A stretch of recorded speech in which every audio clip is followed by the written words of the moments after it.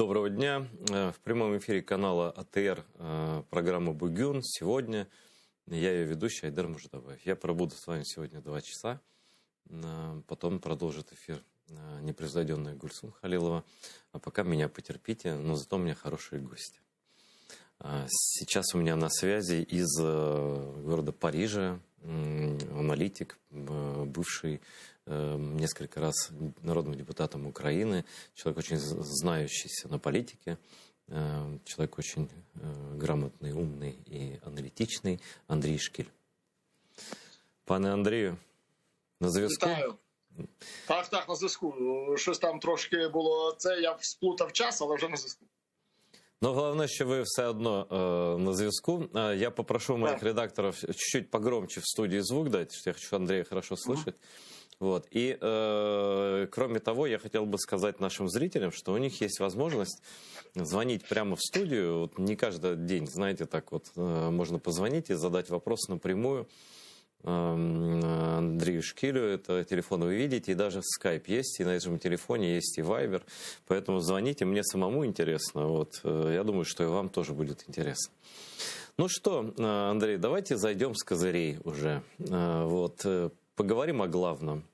Предала ли Европа Украину своим вот этим потоком постыдным перед Путиным, выбрав поддержку между поддержкой Украины и финансированием России? Второе.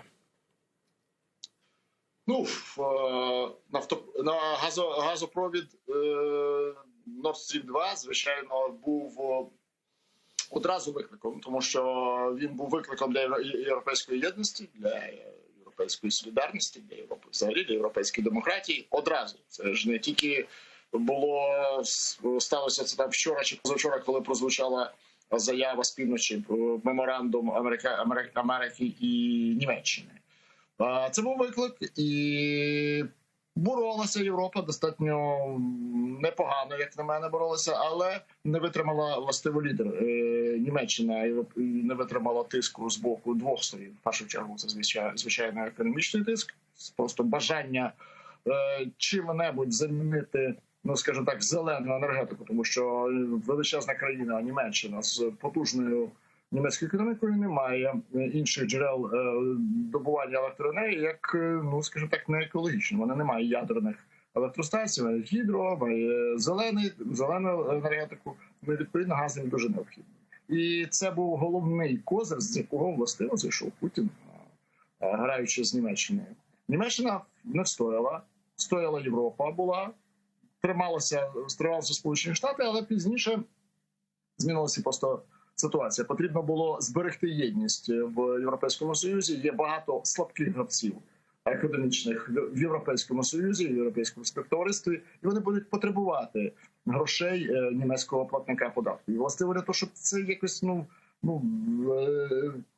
Україна стала жертвою єдності Європейського Союзу. Тобто ми ще раз фактично можемо сміливо на своєму прапорі написати українському, що ми не тільки на Майдані відстоювали європейські цінності, і зараз їх відстоюємо у боротьбі з тоталітарним сусідом, але і стали жертвою властиво європейської єдності у боротьбі Європи з тоталітарним протистоянні Європи з тоталітарним сусідом.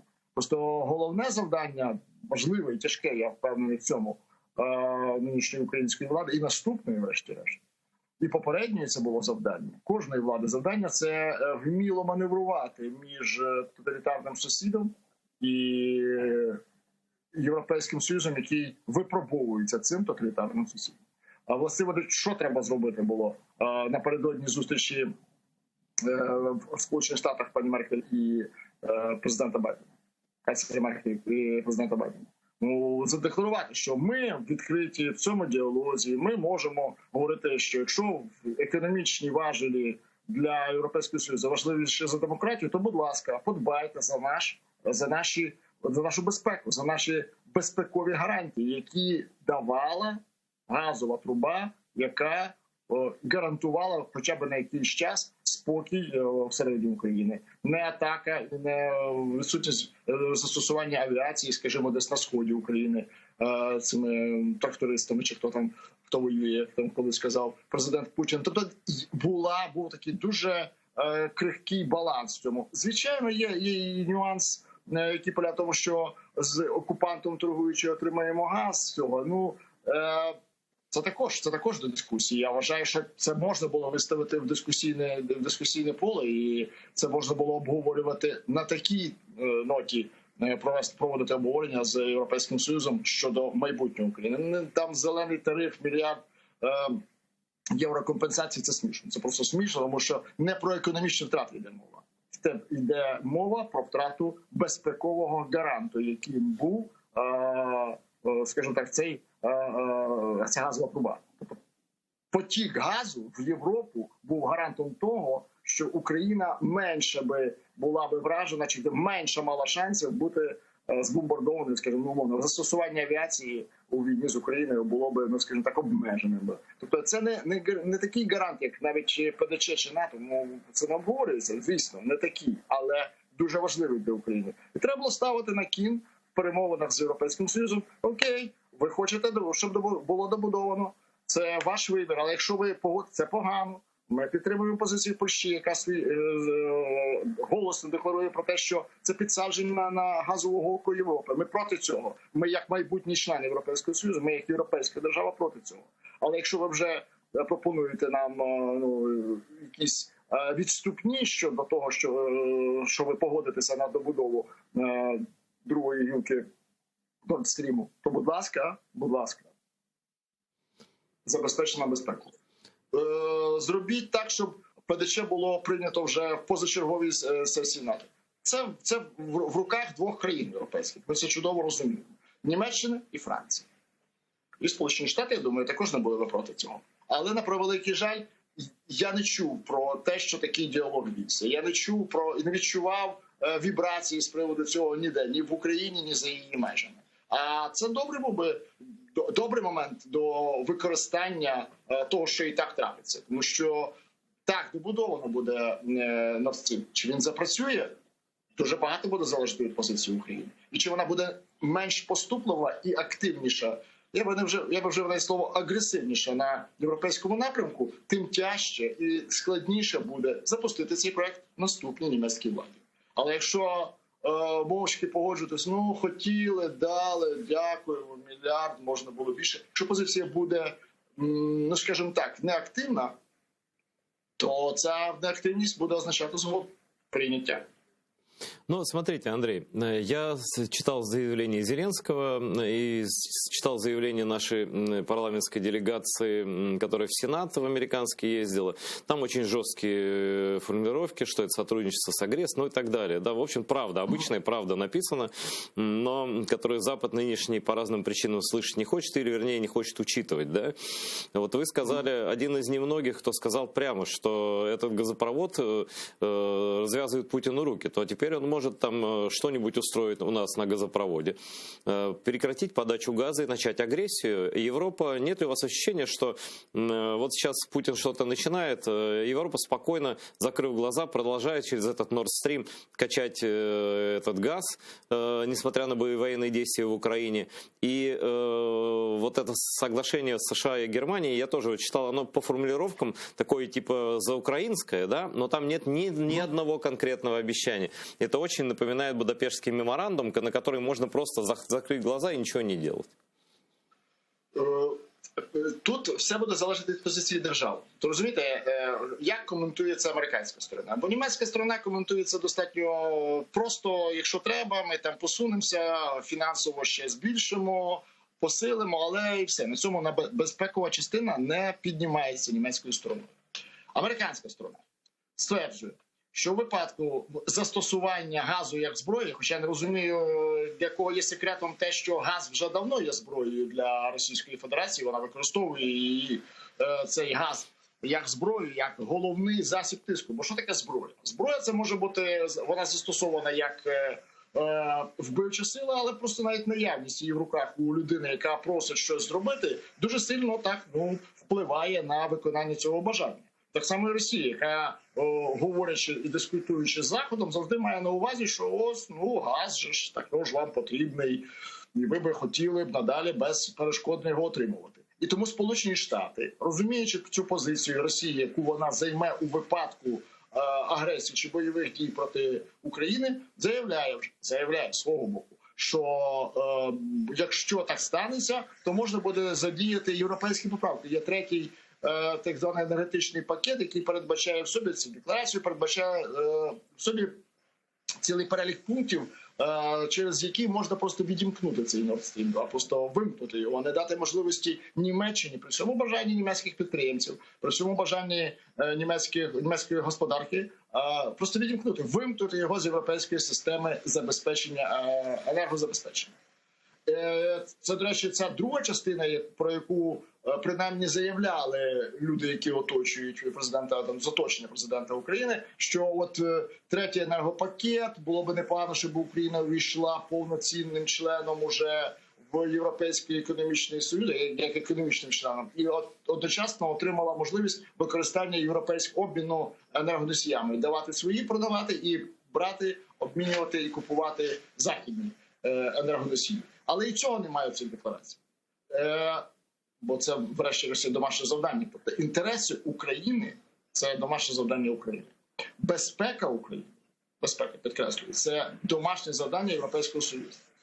І, властиво, те, що Сполучені Штати включилися у забезпечення безпеки Європи, властиво тим, що ведеться діалог з Німеччиною, принаймні з цього приводу, що газ може бути небезпечним для його споживача. Бо це може призвести до війни на кордоні Європейського Союзу, тобто між Росією, тобто коли Росія нападе, скажімо так, на Україну, або веде війська, або вжиє агресивніші дії в Криму, на півдні, чи з Криму, чи з Донбасу, чи навіть з Білорусі. Тобто всі сценарії розглядаються. Зараз Путін кидає кізи і кажуть, гадальні карти на стіл з тим, щоб визначити для себе, що буде вигідніше для збереження його влади. Внутрішньоросійська війна, війна з опозицією, чи війна з Україною. Тобто інших карт вже не лежить. Там немає карти, там, скажімо, приєднання Івангорода до частини Естонии. Беларусь-то есть, Андрей, ее можно присоединить в любой момент, когда захочешь. Білорусія – це процес, який вже відбувся. Ну, он может это подать как воссоединение двух народов. Это же разные вещи, да. Окончательно в одной стране, да. Для цього потрібно, як кажуть, для танга треба двоє учасників. Для пара потрібно. Треба двох. А підігрувати, аплодувати, підспівувати Лукашенко готовий, а танцювати танго з Путіним ні. Тому що у нього тоді може відбутися, скажімо так, протистояння еліт, розваляться його найближчі. Це цілком ймовірний сценарій. Цього прагне Росія. Росія хоче перемогти Білорусію. Але, знаєте, це як колись з майстерністю Кутузова, що прийшла французька армія в Росію і не могла знайти противника. Шукала, не могла його просто знайти. Коли знайшли, розбили, але найбільше вони були втомлені пошуком. Тобто десь приблизно така сама картина з Білорусією. Продати цю Білорусію вчасно, як сценарій, дуже складно. Тому що дуже складний партнер. Просто, неймовірно складний. А зламати його можна, але результат не буде настільки яскравим, як, наприклад, зміна влади в Україні. Тому що, звичайно, я думаю, немає сценарію широкоформатної масштабної танкової атаки на Київ, авіація, там космічні війська підключені. Ні, є вплив на зміну влади. Тобто, якщо для цього треба буде якась інтервенція, Кремль за цим не постоїть. І тут зміна влади, не зміна персоналій, не Зеленського на когось іншого, а зміна влади. Тобто влада має вся бути, чи більшість, зорієнтована по-інакшому. Тобто це все має бути велике, умовне, опозиційний блок за життя. Це все має бути ось з таким політичним середовищем. Зміна політичного середовища. Впевнений, що це майже неможливо. Це фантастичний сценарій за інших реалій в Україні, але в тому то і велика історія, що це дві різні країни. І Росія, і Україна давно вже різні країни. Не тільки нації різні, але й країни. І розуміння черпається, що відбувається, того, що відбувається в Україні, від тих, хто знає, що сказати, не знають, як подати, як розставити акценти. Вони не збрешуть, але і правди не дадуть. І тому ця інформація існує, ця інформація базується разом з одним народом, скажімо, з операцією австрійського генштабу, який придумав українську мову, націю, культуру. Це придумав австрійський генштаб в уяві Путіна. І це без перебільшення. Він реально, хоч людина, я впевнений, він не дурна, але він реально так собі уявляє минуле України і майбутнє Росії. Тому бойові дії в Україні, які навіть на Донбасі відбуваються, мало ймовірні, але інтервенція це абсолютно дієвий сценарій. Знову ж таки, Білорусія не дасть того ефекту. Можливо, більший ефект навіть дасть внутрішня війна. С кем там воевать-то? Ну, це ж імітація війни. Це так само, як імітація приєднання Білорусі. Імітуються, закрили там, Навального посадили, закрили якісь там ще видання. Тобто це подається обивателю, що була зла, страшна опозиція. Хоч були тільки дисиденти. Там опозиції як такої явище не було. Що таке опозиція в Україні, в Польщі, у Франції? Це люди, які або були в парламенті, або можуть туди потрапити, але не потрапляють, тому що за них там мало голосує. І все. І от вони мають іншу позицію, ніж інша влада. Що таке опозиція в Росії? В Росії це просто дисиденти. Це люди, які інакше думають, які не так до кінця поділяють позицію влади. Це так, як все Андрей, скажите, пожалуйста, вот не знаю, насколько вы следите за событиями в Русском Рейхе, но просто вот интересно, вот если, к примеру, Путина вот нет, да, и объявляются выборы, и они свободные, вот представим себе вот свободные выборы, демократическая Россия, и там Навальный, еще кто-то, вот как ваша версия, кто там будет, какие политические силы могут прийти к власти после Путина, грубо говоря? Ну, це залежить, це дуже складне питання, тому що залежить, як буде відбуватися зміна влади. Якщо це перехід, Путін іде відставку, чинно благородно йде на одну з своїх дач, каже, що я би пропонував підтримати там Петренка чи когось Гризлова, ну, немає значення кого. Це одна картина. Тоді мало би що помінялося в найближчі 5 років. Навіть якщо би брав участь і Навальний, всі, хто зараз, кому зараз заборонено. Хоча впевнений в іншому, що цей сценарій неможливий. Бо якщо Путін іде добровільно, все лишається як було і навіть жорсткіше. Тобто нікого не звільняють з тюрми, нікого нічого не... Тобто це просто, відійшов та й прийшов інший.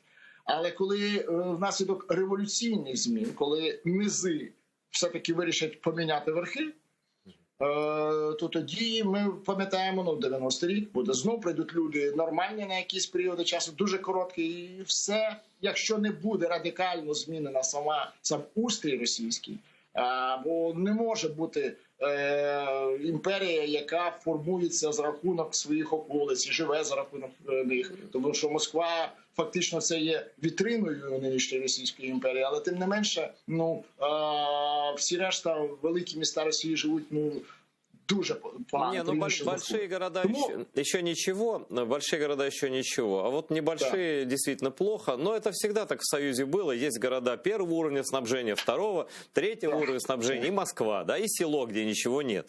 Но вот и там есть такие политики в России. Вот мне почему-то кажется, может быть, я и ошибаюсь, что если бы вот недовольство Путиным, оно, конечно, есть какой-то процент недовольства со стороны прозападных людей, которые понимают, что железный занавес, что все плохо, что мы отделяемся там от мира, наша страна там от мира отделяется и так далее. Им грустно, они пьют там или не пьют. Вот. Но есть и такая категория недовольных Путиным людей, для которых кумиром, например, является Захар Прилепин, скажем так. Да? Человек, который изображает из себя палача кровавого. Я не знаю, кем он там является на самом деле, да? Но русские же любят, когда палают. У них рейтинг великих россиян — это рейтинг палачей просто. Там там Иван Грозный, Александр Невский, Иван Грозный, Сталин и Путин, и Ленин еще, да, то есть это просто кто больше русских убил, тот и круче, да. Вот не кажется ли вам, что вот любая внутренняя смена власти в России, ну, как-то она, не, то есть зависящая только от внутренних обстоятельств, она вряд ли приведет к улучшению. Вот если сам этот рейх не поставить на место всем мировым сообществом, ну, скажем, доведя его до обнищания, до состояния, когда ему некому подавать свою нефть и газ, сейчас-то они прекрасно себя чувствуют. Так, я думаю, що найбільше цього і боїться і Путін, і його оточення, і режим. Бо, власне, вони постійно говорять про те, що хочуть загнати Росію, умовно кажучи, не дати їй розвиватися, встояли якесь там загнати, не дати зупинка Росії. Хоча зупинення Росії – це і є зупинення агресивної політики, але тим не менше вони вважають, і Путін в тому числі, і дуже багато його прихильників прямих, хто голосує за Путіна, за ту єдину Росію, то вони виходять з того, що Росія була б просто неймовірно класною державою, якби б Захід не заважав. Да что ж такое, все мешает что-то плохому танцору. То одно мешает, то другое мешает. То другое. А властиво зробити було б Заходу найкращий спосіб сказати: хлопці, добре, ми вас не рухаємо, газ не купляємо, нафту не купляємо, зупиняємо будь-яку співпрацю, тобто виводимо вас вколо Північної Кореї. Північна Корея, до речі, також має і ядерну зброю, і бажання неї лякати, і застосувати, але не застосовує до цього часу. Ну, лякає. А чи буде Росія, і плюс треба зрозуміти, що Північна Корея – це, ну, порівнюючи з Росією, це монолітна держава, мононаціональна фактично, одномовна. Це зовсім інша історія. Не імперія, це такой, кстати, це не імперія, Северная Корея, это рейх. Это действительно, кстати, очень националистическая страна. Там иностранцев нет вообще, да? Это страна жесткого национализма. Они и китайцев не любят, и японцев не любят, южнокорейцы это идеологические враги. Ліворадикального націоналізму. Так, згодом. Так, власне, на цьому побудована була їхня ідентичність, що вони відрізняються навіть від Південних Корей, тим, що от вони інакші, вони більше думають про духовні речі, а не про матеріальні, випускати там хороші, якісні продукти, як робить Південна Корея. Але знов-таки, от результат, вплив Заходу позитивний. Тобто ми торгуємо, ми працюємо, ми розвиваємо Південна Корея, і більшість, хто дивиться цей ефір, він дивиться це за допомогою корейських пристроїв, телевізорів, телефонів. Точно, 100%. 100%. А ситуація з Росією має бути, я кажу, що треба вміти запропонувати. Україна має стати Південною Кореєю Росії. Це один з найяскравіших і найкращих способів дії на Росію. Що коли в Україні вийде, то жодна наступна влада не зможе перекрити козырями цю карту. Смотрите, Андрей, ну вот если так, это здравое суждение. Я не против того, чтобы, как некоторые, знаешь, там русские говорят, иммигранты, для меня там Украина, это вторая Россия. Даже я, когда был дураком, еще только приехал, я не понимал. Для меня Украина была отдушина, я тут был на 2 революциях, там и все. Для меня просто это была страна, как я дышал кислородом после вот этой вот помойки, да. И тоже какие-то такие глупости себе позволял.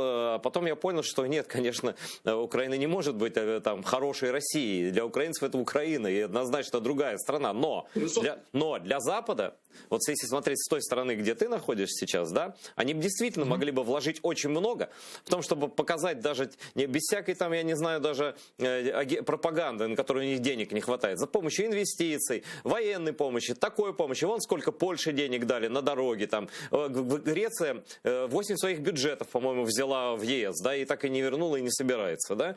Но сейчас, если вы хотите Украину, если вы не можете поддержать военным путем, ну хорошо, вы поддержите оружием. Но почему же вы не поддержите ее тем, что давайте разовьем эту страну так, сделаем ее такой, чтобы, пусть она не будет антироссией, но любой русский будет так губы закусывать и думать: черт побери, в какой я заднице оказался, и тогда режим и Путина будет слабее потому что у русских такое есть качество, да, они когда видят, что у соседа лучше, да, им сразу их ломает очень сильно, да, и они уже говорят: что-то наш барин какой-то не такой барин стал, да, не тот барин уж, не тот, да.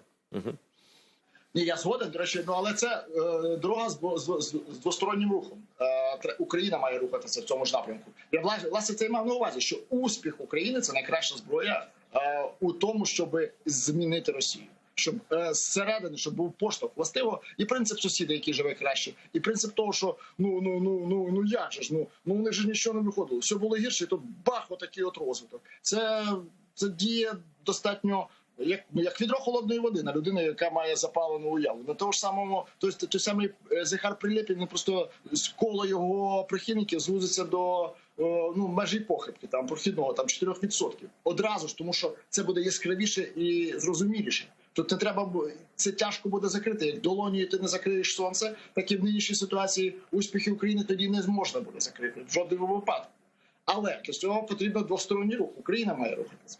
Має відбутися судова реформа, має відбутися, вже давно мала відбутися військова реформа, щоб принаймні це крило безпеки було вже тільки у розвитковому стані. Не думати, як краще діяти, а куди треба вкласти кошти. Ось тут ми розвиваємо. Тобто, але для цього, щоб думати, куди вкласти кошти, запрошувати інвесторів, ось сюди ми можемо, тут ми можемо розвиватися. Потрібно створити клімат інвестиційний. Звичайно, він має створюватися разом із інвесторами, з умовним заходом. Тобто, давайте не будемо говорити абстрактно, захід треба заявити з боку України. Давайте не говорити абстрактно. Боротьба з корупцією мусить відбуватися в кожній країні, в Україні в першу чергу. Реформи мають йти, в кожній країні має реформуватися, щоб розвиватися, а Україна в першу чергу. Але давайте вибудуємо ту програму мінімум. Ось ми завершимо цей процес, починаємо наступний. І оця от поетапність, ця така зрозуміла сценарність подій, вона буде прийнята Заходом однозначно. Це просто нема що дискутувати. Захід хоче бачити в Україні партнера, але в Україні тяжче пропонувати ці партнерські стосунки без руху на зустріч, бо є ворог, є Росія, яка вважає Україну ворогом, ворогом свого майбутнього. І інвестує достатньо великі кошти у неуспіх України на Заході. Тобто сценарій Україна має бути неуспішним. І в це інвестуються кошти російської пропаганди.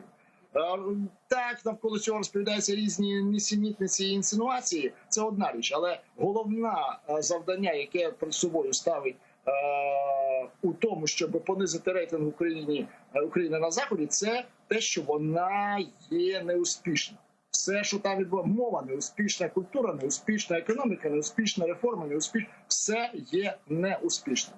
І це чує Захід. Тому що хор російський значно сильніший від українських соло-концертів, які інколи, але все ж таки відбувається на Заході.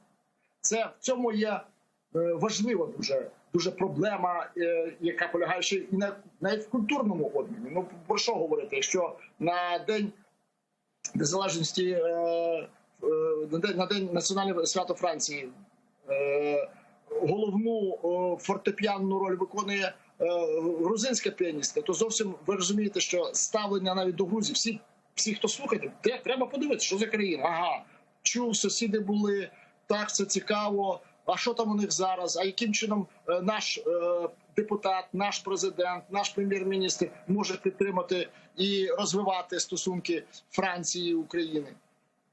Пропрошую, Франції і Грузії. Таких культурних обмінів між Україною і Францією дуже мало. Вони дуже тендітні і малопомітні. Бо в них в ці обміни не інвестує Україна. Просто не інвестує. А вона мусить це робити. Це важливо, да? Це важливо. От іменно для Франції важливо. Це для Франції важливо, це важливо і для Німеччини. В Німеччині трошки краща ситуація, звісно.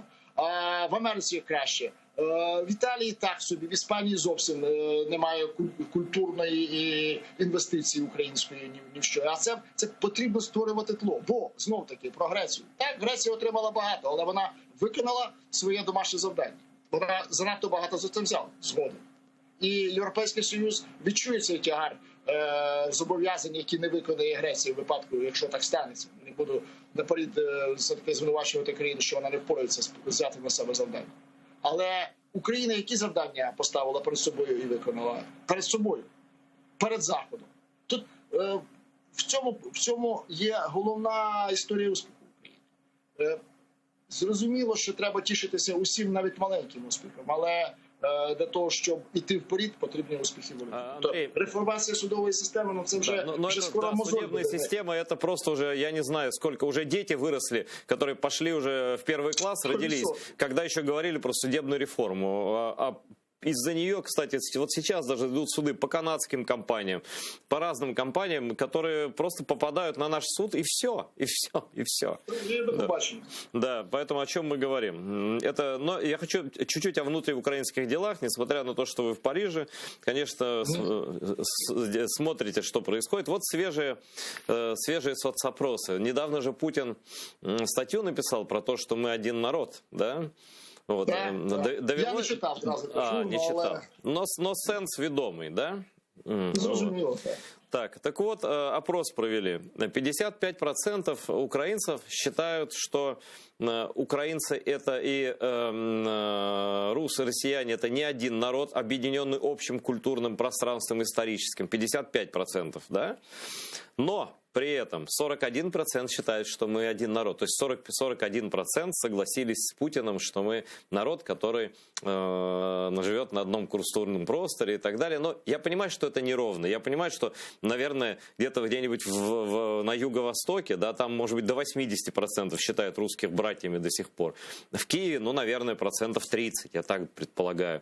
На западнее, наверное, там меньше. Вот. Не знаю, как там Буковина, Закарпаття. Но от як ви прокоментуєте такий результат соцопросу? Дивіться, це просто опитування полягало. Якби б запитали, чи вони брати чи ні, чи Росії, я сейчас постараюсь. Там, по-моєму, культурний простір. Типа с одной мы грядки или не с одной? Вот мы один. Вот так. Да. На жаль, на превеликий жаль, значна частина зарядних пристроїв. В мене просто по телефон сідає, треба підзарядочку. Тут з одної грядки, власне, чесно кажучи, дуже багато було покладено зусиль у Росії на те, щоб Україна вважала себе єдиною спільною грядкою. І українська ідентичність будувалася вона виключно і тільки на останніх кількох роках. Це буквально там 10-7 років, 12 нехай. Це дуже мало для того, щоб вибудувати цю ідентичність. Вона формувалася достатньо криво. Подивіться, що зараз відбувається про немодність української культури, мови, дуже багатьох аспектів, яких немає вже давно в країнах, в сусідніх країнах з Україною. Але просто це було результатом. Війна, вона зупинила це відчуття спільного простору. Війна зупинила відчуття, що ми походимо з одної культури, і такі постійність стосунків. Вона зупинила, але вона не дала відчуття іншої ідентичності. Чому має бути людина без ідентичності взагалі? Людина частина себе вважає, що ми один народ, і про це ніхто не заперечує. Українська держава не заперечує, влада не заперечує, суспільство не заперечує. Тому це відбувається. Я кажу, що вони в мене щодо мови, в мене завжди є багато прикладів, але тим не менше найпростіший те, що найзахищенішою вважається французька мова. Англійська не так, англійська може і не найрозповсюдженіша, бо все ж таки, напевно, китайська, але як мова міжнаціональна, міждержавне спілкування, номер один все ж таки англійська. Але французька найбільше захищена. Вона законодавством, різними цими. І більше того, навіть на простому, побутовому речах, я нагадаю, дуже багато Ібрагімович, відомий футболіст, класна людина, дуже багато, він вклав величезні гроші в сиротинці, він був такою дуже сердечною людиною.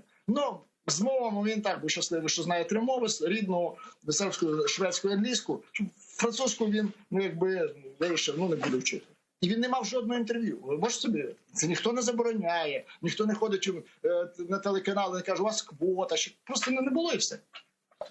А почему французы так ревностно относятся к своей мове, да? Просто вважають так, якщо людина не бажає давати інтерв'ю, не будемо брати. Молодці. Просто, якщо ти ж працюєш в Франції, то якби ти приїхав випадково побувати там десь в туристичній поїздці чи щось такого, це одна справа. А ти працюєш, ти підписав угоду з французьким столичним клубом. Ничего, мы хоть кусок Так, Парижа це у нас увидим, тут, да. Хотя бы кусочек Парижа через окно. Париж, да. Ну, на жаль, це дощ у нас там сильний. Перепрошую. Ну, чи не сильний, ну, хмар. Париж это дождливое место, это дождливый унылый город по сравнению с Киевом, где плюс 33 сейчас. Вот, и, да. Так, з Києвом не тяжко порівнювати. Так, у нас і дощ, і погода така собі, ну, 18 градусів, щось таке, 19 писала. Коли Серьезно? я виходив. Так это вообще главная новость. У нас 33, сейчас скажу сколько, а в Париже плюс 18. И вообще кто тут Европа и где хорошо? 30 градусов, 31. Вот так вот. У нас взагалі, у нас 18. Ні, Україна для проживання території одна з найкращих. Просто що господарювати цією територією треба вміло. І все, це не є проблема невелика. Це тільки вміння. І головне, що, знаєте, що ще дуже важливо є, що об'єднує Францію і Україну. І Франція, і Україна завжди незадоволені власною владою. Це прогрес. И від России це дуже сильно Украину відрізняє. Да ладно, Андрей, я вам возражу. У меня что-то опять соцопрос вот прям нарисовался на экране. Да, конечно, любовь к власти, ну как любовь? Вот смотрите, последний соцопрос, вот прямо свеженький, 14-17. Українці найбільше довіряють президенту Володимиру Зеленському та лідерці, увага. Кому, як ви думаєте? Хто на другому місці? Лидерство. Я проговорился, да. Юлия Тимошенко. Ее вообще нет в политике. Я ее вообще не вижу. 3 года в политике, да. Ну, может, ее кто-то видел в Верховной Раде, но ее никто не видел. Может, тому и доверяют, что немає. Да. Значит, вот результат опроса социологической группы «Рейтинг», который проведен 23-25 числа. 2500 опрошенных, выборка, там, погрешность не больше 2%. Так вот. Значит, рейтинг доверия до политиков очолює Володимир Зеленський, якому довіряють 45% опитаних, не довіряють 52%. Юлії Тимошенко довіряють 31%, не довіряють 68%. На третьому місці, да, на третьому місці, так, по довірі, значит, Порошенко 26, но ему не доверяют 72%. А вот Бойко, значит, Бойко 25 доверий, но ему не доверяют меньше, чем Порошенко. То есть Порошенко, как был в глазах большинства, вот опять эти пресловутые 72%, так и остался. То есть, у Зеленского упал немножко рейтинг, но все-таки не трагично упал. Я думаю, что ни у какого президента Украины так рейтинг не держался, как у Владимира Зеленского. Вот, да, вот в чем ваше объяснение? Дуже легко. Людина прийшла з шоу-бізу, він розуміє, яким чином тривати увагу аудиторії, бо він цього не знав, він би не був би успішним підприємцем в цьому напрямку своєї діяльності. Тобто шоу-бізнес, він полягає, власне, в триманні уваги. Тобто це найголовніше завдання. Вдається підтримувати увагу. От попри все, і негативну, і позитивну, і додатню, і від'ємну. У будь-якому випадку притримання уваги є для політика найважливіше. Це, до речі, те, що не характерно було на Заході. Наприклад, порівняти його і Макрона.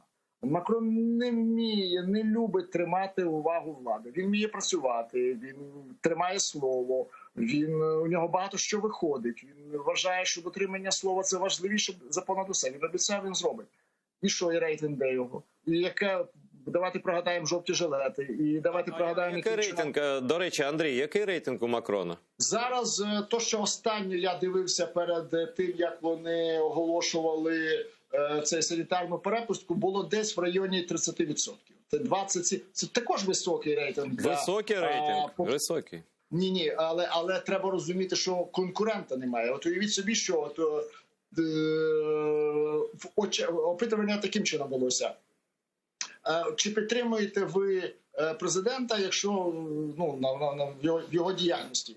Це одна там десь відсотків 30, але чи ви за нього проголосуєте? І проголосує за нього тільки половина від опитаних, тобто 15. Але він все одно стане президентом, тому що єдиним конкурентом йому буде Ле Пен. Марін Ле Пен, і тому вже відбудеться так зване вимушене об'єднання електорату. Андрій, а коли вибори у Франції? У нас вони починаються в цьому році, в вересні, виборча кампанія. Наступного року будуть вибори. Бо це вони просто перемістили чуть-чуть там графіки в зв'язку з коронавірусом, але вже кампанія починає в наступному році вибори, а в цьому році починається кампанія виборча. Андрей, а вам не кажется, что ситуация, кстати говоря, за Зеленского, вот сейчас, прямо сейчас, готовы проголосовать, уже прошло 2 года и 3 месяца с момента выборов, когда Владимира Зеленского выбрали, за него сейчас готовы проголосовать треть. То есть так же, как за Макрона говорите 15, но тоже треть. И тоже, вот очевидного конкурента не вижу, потому что отрицательный рейтинг Порошенко очень высок, несмотря на то, что у него есть ядерный электорат, конечно же, довольно стойкий, может быть, самый стойкий ядерный электорат, да, вот, допустим, ну, условно 25%, да, но выше этого трудно прыгнуть, в президентской гонке этого мало. А у Зеленского более высокий рейтинг, и плюс к нему могут подтянуться те, ну вот вы понимаете, о чем я говорю. То есть у него, на мой взгляд, шансы на второй срок достаточно высоки, как это вот не грустно его противникам и так далее. Я думаю, що і вони такими і залишаться, тому що, я ще раз скажу, зараз на цьому етапі, особливо те, що називається першим терміном, і особливо, коли таким високим консенсусом було досягнення його обрання, 75%, то всі решті конкурентів без шанс, бо вони усі конкуренти будуть... Ну, до речі, можливо, тому Тимошенко так і заяскравіла, тому що вона нейтрализовалась, вона вийшла з поля і вже так забув. Ну, була би непоганою альтернативою. Я бы сказал, Андрей, что она замироточила уже просто, потому что она перешла в ранг таких недействующих политиков, но иконок, которые вроде вот есть, хотя ни на что не влияет вообще в политике в государстве. Ні, не може впливати на політику парламентська партія. Будь-якому випадку впливає. Ну, але, звичайно, так, да. але, звичайно, вплив, ну, так. Це не буде фіналу Тимошенко-Зеленський. Якщо і буде, то ну, перевага Зеленського буде ну, просто вища. То есть мы, скорее всего, обречены на второй тур опять Порошенко-Зеленський? Ну, швидше за все. Я думаю, так, якщо не з'явиться якась яскрава фігура. Але яскравість фігури буде погашена яскравістю самого Зеленського. Він поки що ще, він сам зараз не дуже яскравий, бо рейтинги нормальні, можна трошки справою зайнятися. Але з іншого боку, навіть це велике будівництво. Якщо раптом воно вигорить, щоб щось вийде і можна буде продемонструвати якісь успіхи в цьому напрямку виборцям, це буде працювати. Я вже не кажу про західну підтримку, якщо раптом виявиться, що судова реформа таку він проверне цей млин судової реформи. Ну да, так, я абсолютно согласен. Я просто прокомментирую, вы же не ездите по дорогам в нашей стране, да? Я недавно поехал, ну это заметно, что идет ремонт. Ну, я просто все так летом туда-сюда, на юг, в основном на запад, на восток не ездил, но говорят, тоже неплохо строится. И везде вот это великое будівництво, президент України, програма президента України. Зараз у Києві доповідаю. Звітую, значить, на оперному театрі таке саме написано, величезний такий просто плакат, і написано «Велика реставрація», програма президента України, на Майдані, на консерваторії, «Велика реставрація», програма президента України. То есть визуально это работает. Вот я как простой обыватель, ну, как если бы я был простым обывателем, я сказал, ну, что люди обсуждают? Дороги. И, значит, что в городе построено. Вот, и тут как бы вот строится, и уже как бы и в городе, в Киеве строит как бы уже и не Ключко, который тоже вот такой любил повесить на мосты, там, на все, да. А вроде как уже в каждом доме, в каждом селе, везде Владимир Зеленский привел дорогу, там, что-то отремонтировал, построил медпункт там и так далее. Я думаю, что вот это на самом деле работает. И если, вот у него провальное, на мой взгляд, по крайней мере в ощущении многих людей, это отношения с Западом на данный момент. И вы согласны с этим? Абсолютно. І ця провальність, вона намагається виправити її оточення. І Єрмак там якісь спроби, і міністр закордонних справ Кулеба. Вони роблять спроби, але спроби ніколи не дають результату. Потрібен результат, а далі вже потрібно його закріплювати. Пробувати вже пізно Зеленському. Йому потрібно зараз задемонструвати Заходові, ну, скажімо, явні результати реформи. Я кажу, оце перше, це судова реформа. Но если, Андрей, скажите, если судебная реформа будет проведена, ну так, что это увидит не только даже и Запад, да, но и наши, допустим, люди, видят, что все по-другому в судах, нет уже договорников, там, ну, на это нужно год, ну, не меньше года, да, чтобы первые результаты появились, чтобы появились отчеты там иностранцев, что инвесторов стали честно судить, прекратилось рейдерство, прекратилось вот это. Если он вот эти ключевые реформы, эту и еще какие-то пару реформ таких сумеет каким-то образом реализовать, да, то как бы и победа ему гарантированная будет, я думаю, і перемога на внутрішньому ринку, умовно кажучи, політичному, і на зовнішньому. Бо ви ж подивіться, які стосунки є між президентом Зеленським і іншими президентами. При цій любові Литви до України партнерських стосунків немає між президентами. Польща залишена взагалі десь збоку. Вона сама залишила Україну збоку, чесно кажучи. І зараз вже головну роль посередника між Україною і Західним світом відробляє Литва. Польща, не знаю, усунулась. Її хтось усунув, не знаю, що сталося, але там де помінявся президент, туди лишився той самий, а стосунки змінились. Тому реформація – це той, ви розумієте, це той штука, яка називалась карт-бланшем. Що все, я підготував карточку, ось вона є. Працюйте зі мною. І це буде таким спусковим крючком. Воно спустить бажання, повірте, бажання співпрацювати з Україною є достатньо велике. Середньої руки підприємців.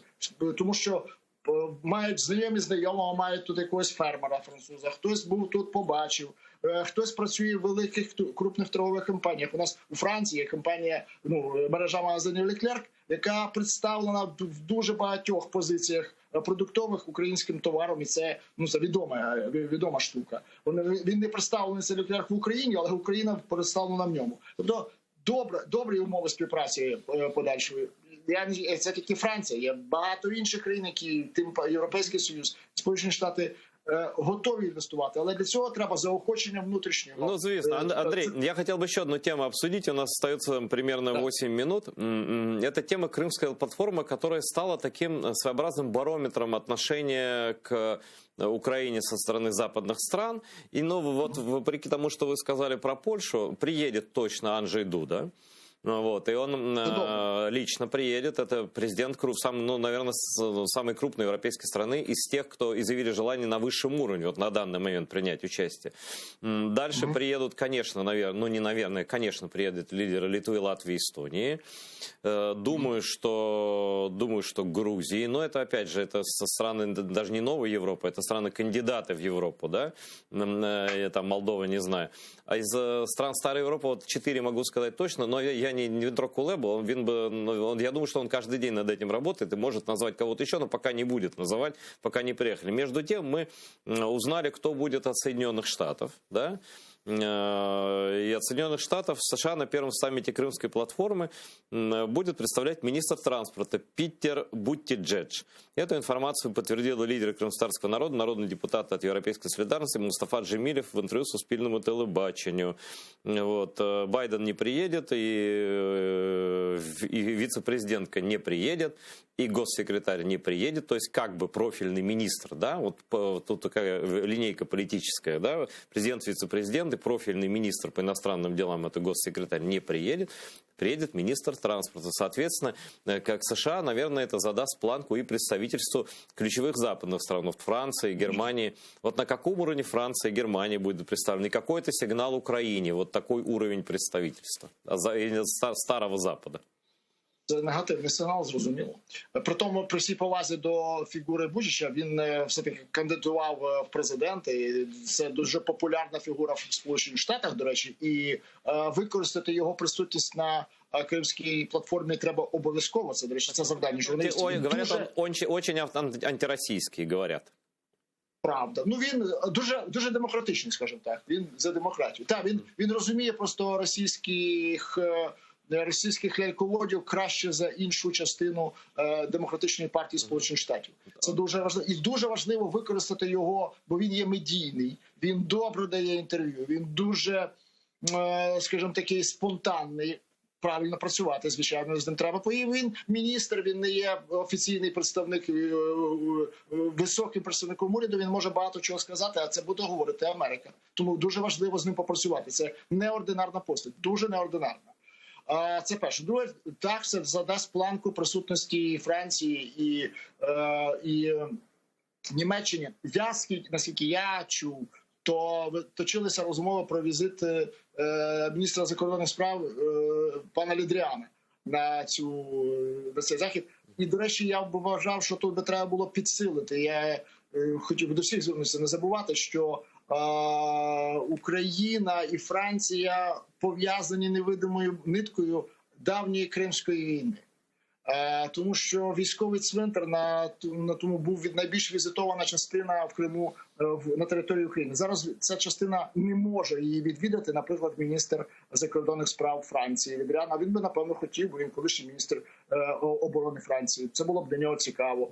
І це також було б добре через це підійти до нього. Не треба забувати, що в Парижі до цього часу міст Альмає. Я вже багато разів наголошую, що це абсолютне поєднання. Це дуже важливий міст для Парижу. І хотіли його перейменувати після того, як там загинула, на превеликий жаль, принцеса Діана. Не дали французького. Ні, це пам'ять, наші діди воювали, ми не забудемо цього.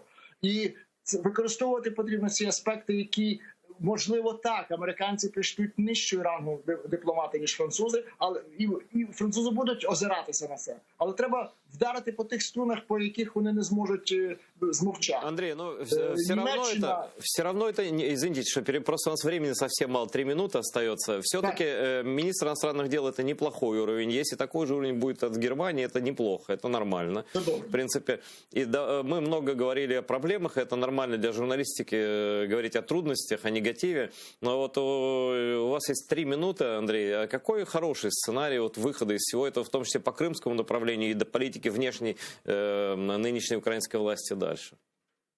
Ну, я ж кажу, головне – це успіх український. Тобто потрібно просто погодитися на те, що без успіху не буде перемога. Не можна буде нічого відновити територіальну цілісність України в жодному випадку без успіху в Києві. Тобто там закопаний ключ до ворот і Криму, і Сходу України.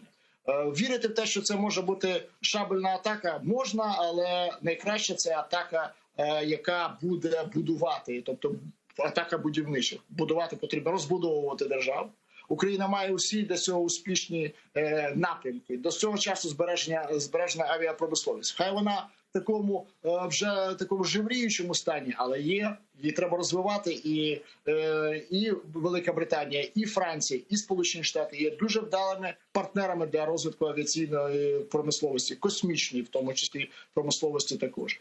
Потрібно попросту взяти, покласти на стіл вимоги, які дозволяють глибше зануритися Україні в західний світ, і просто їх виконати. І я впевнений, що Україна легко це все здолає, якщо тільки відмовиться від тимчасових успіхів, від тимчасових вигод. Бо будь-які корупційні схеми, вони дають тільки тимчасову вигоду. Вони не дають вигоду ставу. Україна має прекрасну землю. Як казав Збігнєв Бжезинський, що це єдине, що в Україні не можна забрати. Це її геополітичне розташування. І це геополітичне розташування необхідно використовувати. І я також впевнений, що Україна це використає, бо вона не має іншого виходу в розвитку своєму. Розвиток передбачає включення усіх сил в зосередженні на одній меті. Метою України є вгору і на захід. Не можна вірити в сподівання, що можна йти тільки вгору. Так не буває. Ну, да, и, Андрей, в Китае нас тоже не возьмут, как бы мы на эту тему не реализировали. Як би не старались, і скільки би книжок не видавали про великого письменника Сі Цзіньпіня. Ну,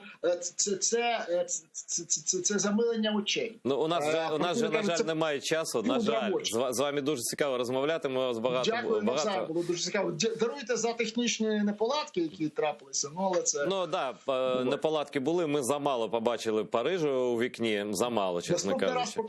Да, на тлі вікна, просто там, щоб там все красиво, там Шамс-Елізе, там це треба квартиру поміняти, але ми зробимо.